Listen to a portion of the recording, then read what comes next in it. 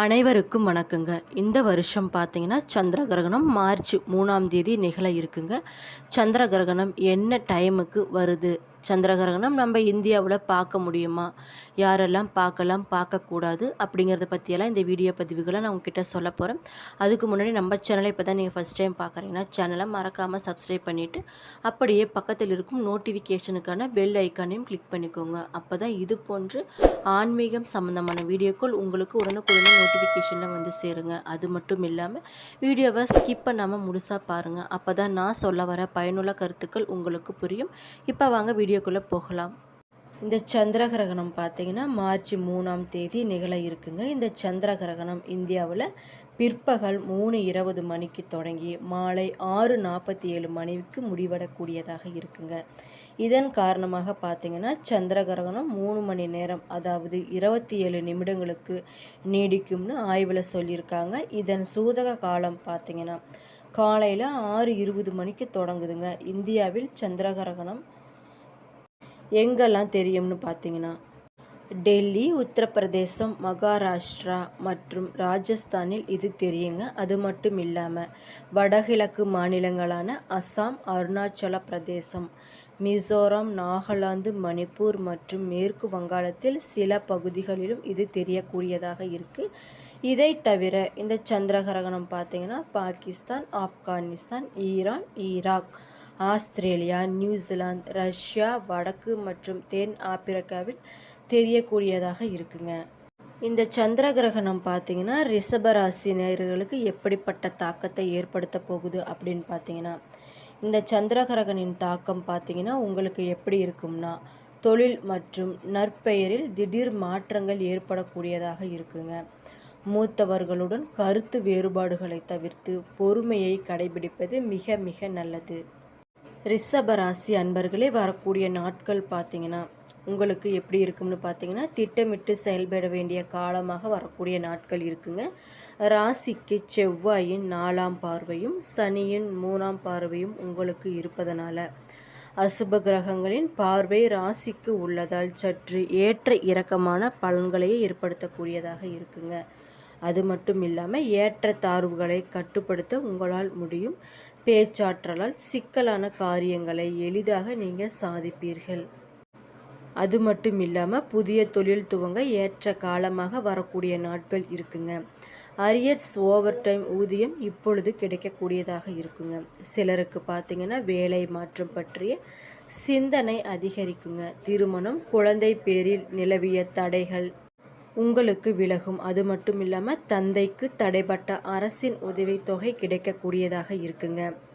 வெளிநாட்டில் வசிக்கும் உங்களின் மூத்த சகோதரர் பூர்வீகத்திற்கு வந்து செல்வார்கள். தாய் வழி சொத்து, உயில் ஆதாயம், இப்படி நிறைய விஷயங்கள் உங்களுக்கு நிறைய நடக்க இருக்குங்க. எதிரிகளின் பலம் குறையும். அது மட்டும் இல்லாமல் பிள்ளைகளின் கடமைகளை செய்து முடிப்பீர்கள். திருமணத்திற்காக வரன்கள் உங்களை தேடி வரும். வராகி அம்மனை வழிபடுவது மிக மிக நல்லது. குறிப்பாக லட்சுமி நாராயணரை வழிபட்டு வந்தீங்கன்னா உங்களோட சங்கடங்கள் அனைத்துமே விலகுங்க.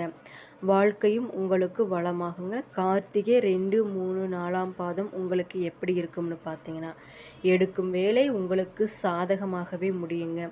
புதிய தொழில் தொடங்கும் முயற்சி உங்களுக்கு அனைத்துமே வெற்றியாகும். அது மட்டும் இல்லாமல் வேலைக்காக முயற்சித்தவர்களுக்கு எதிர்பார்த்த தகவல் வந்து சேருங்க. திட்டமிட்டு இருந்த வேலை அனைத்துமே உங்களுக்கு நடக்கும்.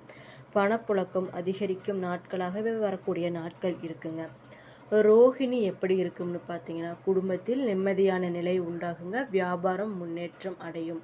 பொருளாதார நிலை உயரும். இடம் வீடு வாங்கும் கனவு உங்களுக்கு நனவாகுங்க. அது மட்டும் இல்லாமல் வெளிநாட்டிற்கு செல்ல எடுக்கும் முடிவுகள் அனைத்துமே உங்களுக்கு பழிக்கக்கூடியதாக இருக்குது. மிருக சீரிடம் 1, 2 எப்படி இருக்கும்னு பார்த்தீங்கன்னா ஒவ்வொரு வேளையிலும் உங்களுக்கு நிதானம் தேவை. பெரிய அளவில் முதலீடு செய்பவர்கள் நன்றாக யோசித்து செயல்பட வேண்டுங்க. அது மட்டும் இல்லாமல் புதன் வக்கிரம் அடைந்து இருப்பதால் அரசு ஒப்பந்தங்களில் எதிர்பாராத பிரச்சனைகளை சந்திக்க வேண்டியதாக இருப்பதனால கவனமாக இருப்பது நல்லது. குறிப்பாக ஷேர் மார்க்கெட்டிங் ஏற்ற இறக்கமாக இருக்கும் நிலை ஏற்படக்கூடியது என்பதால் கவனமாக இருப்பது மிக மிக நல்லது.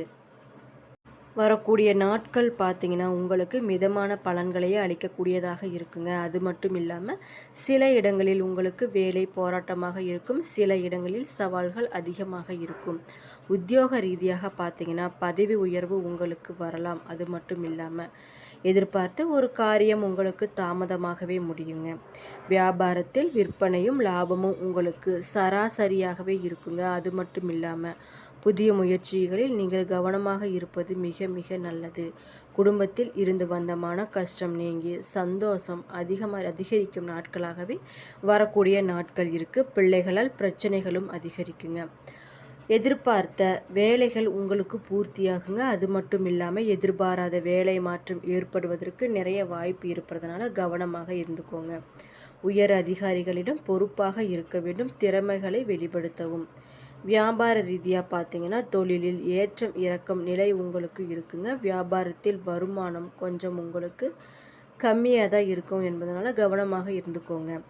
குடும்பத்தில் இருந்த சில பிரச்சனைகள் நீங்கி நிம்மதி கிடைக்குங்க. பிள்ளைகளால் திருப்தியான செய்திகளும் உங்களுக்கு வந்து சேரும். குடும்ப தேவைகளை பூர்த்தி செய்ய கடுமையாக உழைக்க வேண்டியது அவசியமாக இருக்குங்க. பணவரவை அதிகரிக்கப்படுத்த வேண்டுங்க. கலைத்துறையினர் இருப்பவர் பார்த்தீங்கன்னா புதிய வாய்ப்புகளை சிரமத்துடன் பெறுவார்கள். உழைப்பை வெளிப்படுத்தி நன்மையும் அடைவார்கள். புதிய முதலீடுகளில் கவனமாக இறங்கலாம். அது மட்டும் இல்லாமல் சந்திரனின் இடப்பெயர்ச்சி உங்களுக்கு நன்மையும் தீமையும் கலந்த பலன்களையே கொண்டு வரக்கூடியதாக இருப்பதனால கவனமாக இருப்பது நல்லது.